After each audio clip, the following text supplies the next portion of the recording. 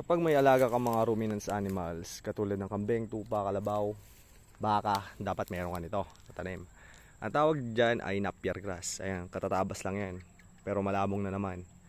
So yan yung napakagandang sakate. Ayun, marami tayo doon. Napakagandang sakate para sa mga ruminants animals natin.